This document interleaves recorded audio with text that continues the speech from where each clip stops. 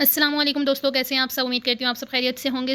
आज का जो हमारा टॉपिक है वो है एमएमपीआई की स्कोरिंग। एमएमपीआई की स्कोरिंग थोड़ी सी टाइम कंज्यूमिंग है, लेकिन हम जो है बहुत इजीली इसको अंडरस्टैंड करेंगे। ठीक है, एक बार आप ये वीडियो कंप्लीट देख लीजिएगा स्किप किए बगैर, तो आपको एमएमपीआई की स्कोरिंग जो है बहुत ईजिली समझ आ जाएगी। ठीक है, तो एमएमपीआई की स्कोरिंग करने के लिए हमारे पास क्या क्या प्रोटोकॉल्स होने चाहिए। सबसे पहले तो आपके पास ये जो आइटम्स की शीट है ये होना चाहिए। ठीक है, ये प्रॉपर इसमें 399 आइटम्स होते हैं, तो आपके पास ये होना चाहिए ताकि आप अपने पार्टिसिपेंट या क्लाइंट को ये दें और वो उसको फिल करें। ठीक है, उसके बाद जब वो उसको फिल करते हैं उसके लिए आप जो उसको देते हैं शीट, वो होती है ये। मैं ऑलरेडी करवा चुकी हूँ, ठीक है, तो इसलिए मैं आप लोग को करवाऊँगी तो बहुत ईजिली आपको अंडरस्टैंड होगा। ठीक है, अच्छा, तो ये आपको जो है शीट दी जाती है। इस पर क्या होता है कि हर आइटम के आगे देखें सही और गलत का जो है मार्किंग होती है। ठीक है, अब अकॉर्डिंग टू मैनुअल आप इसमें जो है गलत जहाँ पर आप करते हैं, जहाँ पर गलत की स्कोरिंग करते हैं वहाँ पर आप प्लस का निशान लगाते हैं, और जहाँ सही होता है वहाँ माइनस का लगाते हैं। ठीक है,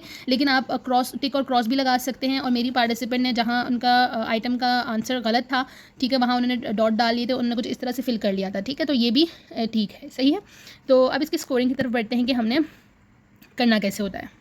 तो सबसे पहले देख लेते हैं कि जब हम अपने पार्टिसिपेंट या क्लाइंट को ये जो है बुकलेट देते हैं, इसमें 399 क्वेश्चंस होते हैं, वो हर एक क्वेश्चन को रीड करता है और उसका आंसर वो इस शीट में जो है वो फिल करता है। ठीक है, फॉर एग्जांपल पहला सवाल है, मुझे मशीनों के मुतलिक रिसाले पसंद हैं। ठीक है, तो वो अगर उनको पसंद होंगे तो वो सही में टिक करेंगे, और अगर जो है उनको पसंद नहीं होंगे तो वो गलत में टिक करेंगे। ठीक है, इसी तरह से मुझे खुलकर भूख लगती है, अगर उनके मुताबिक ये आंसर, ये सवाल जो है उनके लिए सही होगा तो वो सही में टिक करेंगी, और अगर गलत होगा तो गलत में टिक करेंगी। यहाँ पर इन्होंने सही में टिक किया है। ठीक है, तो इस तरह से सारे 399 आइटम्स जो हैं वो यहाँ पर वो रिस्पॉन्स करेंगे। ठीक है, जब आपका पार्टिसिपेंट या आपका क्लाइंट जो है वो ये शीट फिल कर ले, रिस्पॉन्सेज सारे वो दे दे, उसके बाद आपका जो नेक्स्ट काम होता है वो होती है स्कोरिंग। ठीक है, जो कि टाइम कंज्यूमिंग है, थोड़ा सा टाइम लगता है। ठीक है, लेकिन आपको जाहिर सी बात है करनी होती है। तो आपके पास ये 2 शीट्स होती हैं जिनमें जो हमारे स्केल्स होते हैं उनके आइटम्स लिखे हुए होते हैं। अब इनमें हमने आइटम नंबर्स लिखे हुए होते हैं। ठीक है, अब हमने इनको स्कोरिंग कैसे करनी है यहाँ पर ऑलरेडी हुई हुई है, लेकिन मैं आपको दोबारा से समझा देती हूँ। ठीक है, कि किस तरह से करनी है।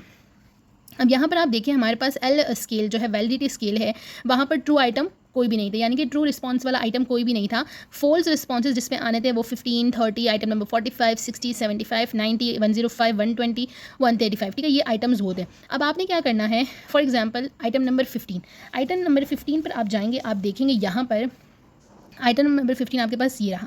यहाँ पर इनका रिस्पॉन्स क्या आया है, सही।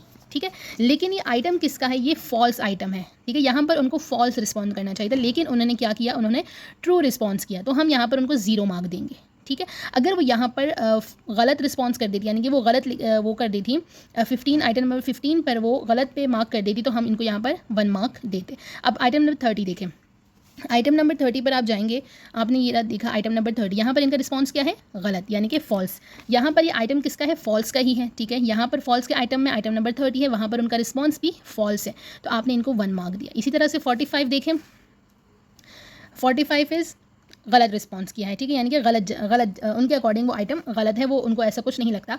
तो यहाँ पर भी यहाँ इस आइटम पर गलत यानी कि फॉल्स ही रिस्पॉन्स आना चाहिए था, उन्होंने फॉल्स ही रिस्पॉन्स किया है, तो इसलिए हमने यहाँ पर इनको 1 मार्क किया है। ठीक है, तो इस तरह से आपने सारे स्केल्स को जो है वो करना है, इन सारे स्केल्स की जो है वो स्कोरिंग करनी है।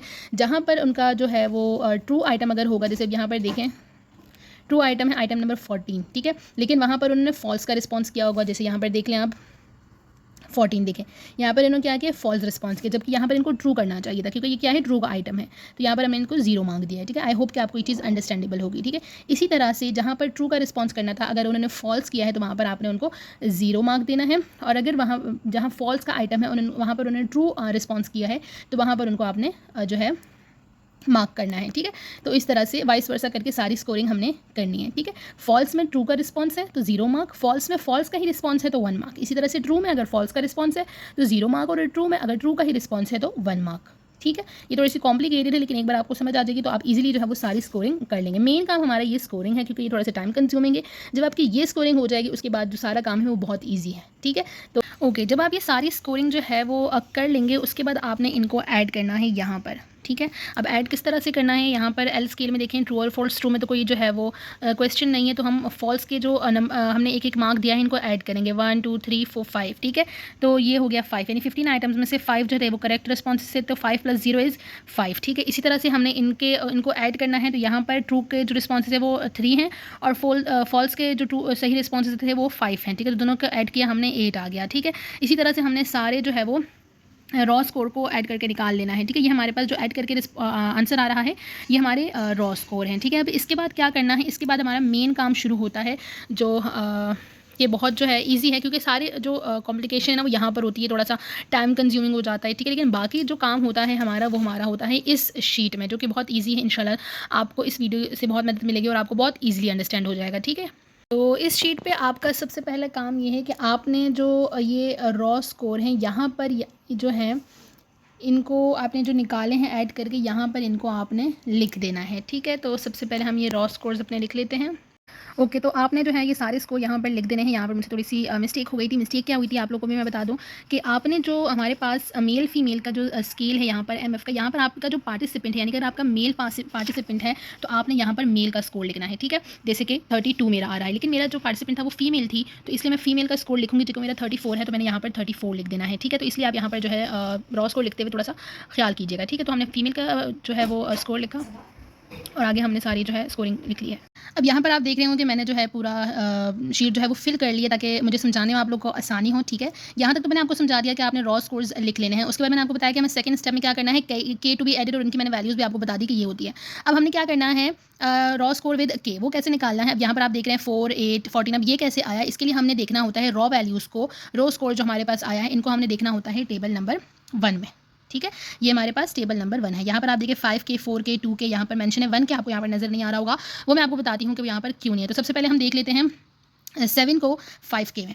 7 जो है हमारे पास ये रहा, 5K ये रहा, 4 तो हमने यहाँ पर 4 लिख दिया, ठीक है। उसके बाद हमारे पास है 21 हमारे पास ये रहा, और इसकी जो 4K में हमने वैल्यू देखी वो क्या है 8, तो हमने यहाँ पर 8 लिख दिया। फिर हम PT के उसमें अब यहाँ पर क्या है 1 और 1, 0.1 और 0.1, यहाँ पर 0.1 या 1 के यहाँ पर नहीं है। क्यों? क्योंकि जब भी कोई भी वैल्यू 1 से मल्टीप्लाई होती है वो तो सेम वैल्यू आती है, इसलिए हम 14 है तो 14 लिख देंगे, 11 है यहाँ पर तो हम 11 लिख देंगे। उसके बाद दोबारा से है MA की वैल्यू 11 और हमने इसको लिखना है 2K में, तो जब हम 11 को 2K में देखेंगे तो हमारे पास यहाँ पे आ रहा है 2, तो हम यहाँ पर 2 लिख देंगे, ठीक है। अब सिंपली इनको हमने प्लस कर देना है, 7 + 4 11, 21 + 8 29, 14 + 14 28, 11 + 11 22, 11 + 2 इज़ 13, ठीक है। तो ये हमारे पास कौन सी वैल्यूज़ आ गई, रॉ स्कोर विद के, ठीक है। यानी कि हम रॉ स्कोर क्यों निकालते हैं, ये 5 स्केल ऐसे स्केल होते हैं जिनमें जो पर्सन है आपका पार्टिसिपेंट है वो डिसऑनेस्ट रिस्पॉन्सेज जो है वो कर सकता है, मोहतात रवैया जो है वो इख्तियार कर सकता है। तो हम अगर यहाँ पर कोई भी ऐसा कोई रिस्पॉन्स आया होगा तो हम उसको करेक्ट कर देते हैं और हम यहाँ पर के की वैल्यू निकाल लेते हैं रॉ स्कोर की, ठीक। उसके बाद हमारे पास नेक्स्ट स्टेप है टी स्कोर करेक्टेड। अब इसके लिए आपने क्या करना है, आपने नेक्स्ट टेबल पे जाना है। वो कौन सा टेबल है, टेबल है हमारे पास टेबल नंबर 3, देखिए यहाँ पर conversion table for the basic skills के करेक्टेड, ठीक है। अब हमने क्या किया, फीमेल का है, इसी तरह से मेल का भी होगा। अगर आपका पार्टिसिपेंट मेल है तो आपके मैनुअल में मेल का भी करेक्टेड जो है वो टेबल होगा, ठीक है।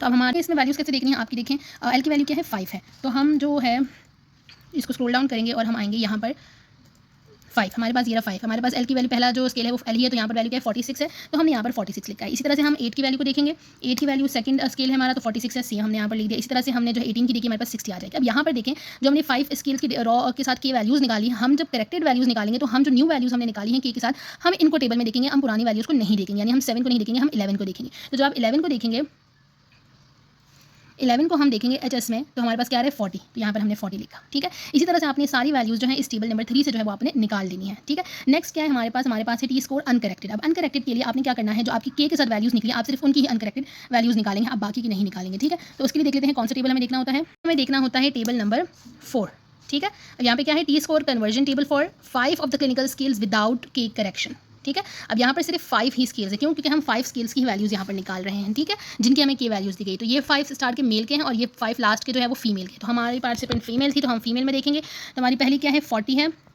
तो हम 40 ये देखिए 40 है, तो 40 में देखा तो हमारे पास कोई वैल्यू नहीं है तो 0 लिख देंगे यहाँ पर हम, ठीक है। इसके बाद हमारे पास है 61 हमारे पास ये रहा, ठीक है। 61 भी हमारे पास 0 है तो हम यहाँ पर 0 लिख देंगे। उसके बाद हमारे पास है 44 को हम देखेंगे थर्ड स्केल में, तो हमारे पास 44 का हमने थर्ड स्केल में देखा तो 80 आ गया, ठीक है, यहाँ पर हमने लिख दिया। फिर हम 36 को देखेंगे तो 70 आएगा, 34 को देखेंगे तो 80 आएगा। यहाँ पर हमारी यहाँ की जो स्कोरिंग है वो कंप्लीट हो जाती है, ठीक है। इसके बाद हमने करना होता है कोड बनाना होता है, ठीक है। कोड बनाने के बाद हम बताते हैं कि कौन से स्केल की वैल्यू हाई है या कहाँ पर जो है प्रॉब्लम आ रही है, उसके बाद हम प्रॉपर इंटरप्रिटेशन करते हैं, ठीक है। तो वो देखने के लिए आपने नेक्स्ट वीडियो पर देखना है। नेक्स्ट वीडियो का लिंक मैं इस डिस्क्रिप्शन में डाल दूँगी, वहाँ से आप देख लीजिएगा। So thank you so much for watching. Channel को लाइक एंड सब्सक्राइब कर दीजिएगा। कोई भी प्रॉब्लम कोई भी क्यू हो तो आप जो है वो कमेंट सेक्शन में पूछ लीजिएगा, ठीक है। See you in the next video.